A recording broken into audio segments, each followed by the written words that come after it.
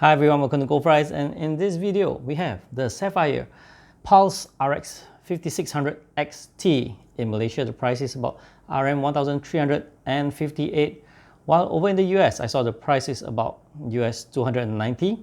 It is an excellent card and I'm giving it a gold badge. And that's all for this video. Thank you for watching and I'll see you in the next one. Bye bye. Oh well, no, it's not that way. We're not going to end the video so soon.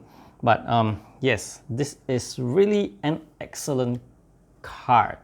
I really love it, and in this video I'm going to share to you why I like this card so much.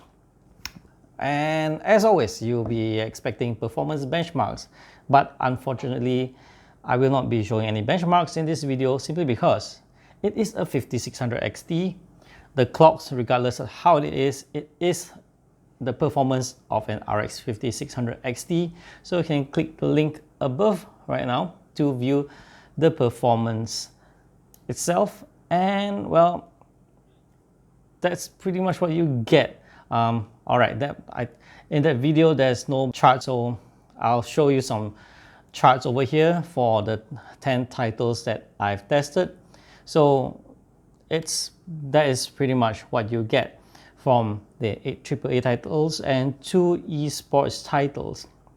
Now, let's go with the appearance of the Sapphire Pulse 5600 XT. It is a nice card that is really tall. Yes, it's really tall. And because of the height, it makes it look short. At a glance, it looks short, really, but it's not. It's of a reasonable length and it's tall. It's not thick.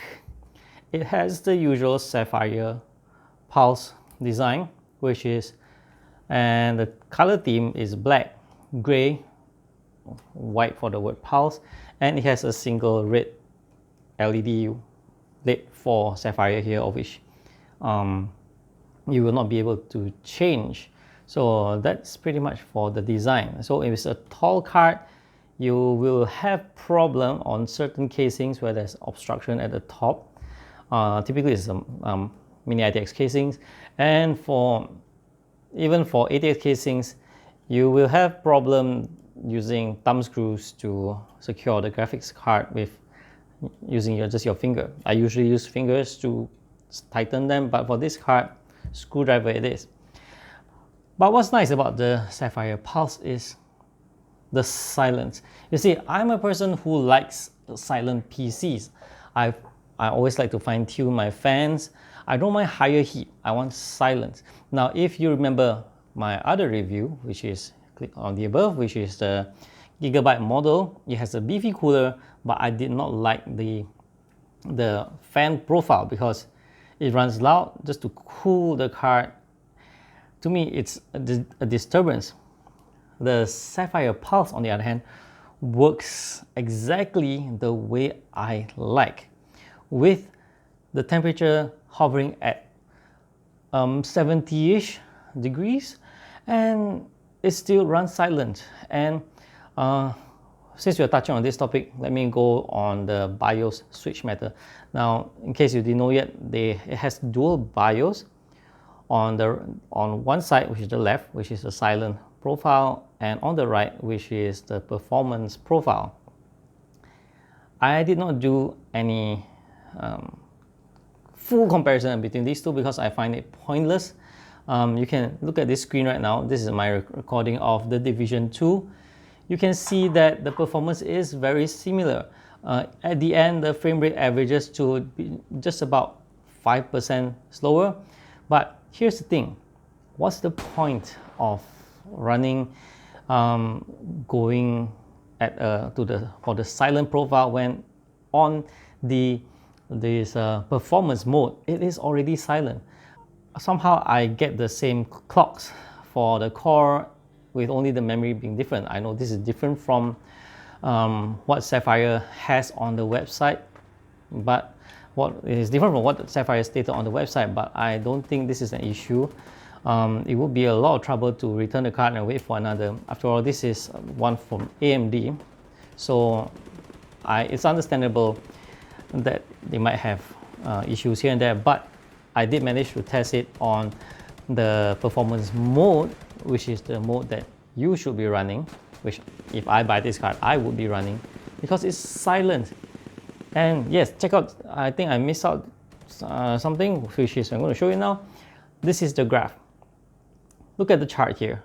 You see that the performance difference between those two modes I tested were just the fan RPM. So even in the performance mode, it's already running so silently. It actually defeats the purpose of the silent mode. And I have Sapphire to blame, because they did such an awesome work on the cooler that it's already, I feel like I'm repeating myself, because I'm really a fan for silent PCs. So I was impressed when I tested the unit, because the performance, like I said, is RX 5600 XT will always be on that performance ballpark. So I tested and I was totally impressed how, regardless of mode I test, it was at 70-ish degrees Celsius, and either way it's silent. So defeats the purpose of going silent mode with the lower clocks, whether you are facing a problem like me, or which the BIOS is a bit wonky, it's not setting the clocks correctly. Well, I did set it correctly during the time that I did the Division 2 benchmark, with the core clocks running a little bit higher than what's stated on Sapphire's website, but it shouldn't be affecting the frame rates much. But point is, what I'm trying to say is that awesome job, Sapphire. Awesome job. I'm totally impressed. I'm not a fan of the design, but I'm not faulting it for the design. I can't deduct marks for this kind of design, because red, black, silver, white, it actually fits quite many of its motherboard's color scheme. Most of the motherboards are plain right now, so it shouldn't be an issue. But more importantly is the performance. It's really good. So yes, that's it for this video. It's more like a rambling, more like a praising of Sapphire for having a card as such that runs as it should, and then having a fan profile that runs silently and cools sufficiently. Look, I'm the type, like, I like silent. I don't want something that screams really loud in operation and running at 50 degrees, 60 degrees. I don't need that. I'd rather have it running at 70-ish, 80-ish, and have silent operation. And that's what I get with the Sapphire Pulse. Alright, so that's it for this video. Thank you for watching, guys, and I'll see you in the next one. Do remember to subscribe to my channel if you haven't. Bye bye.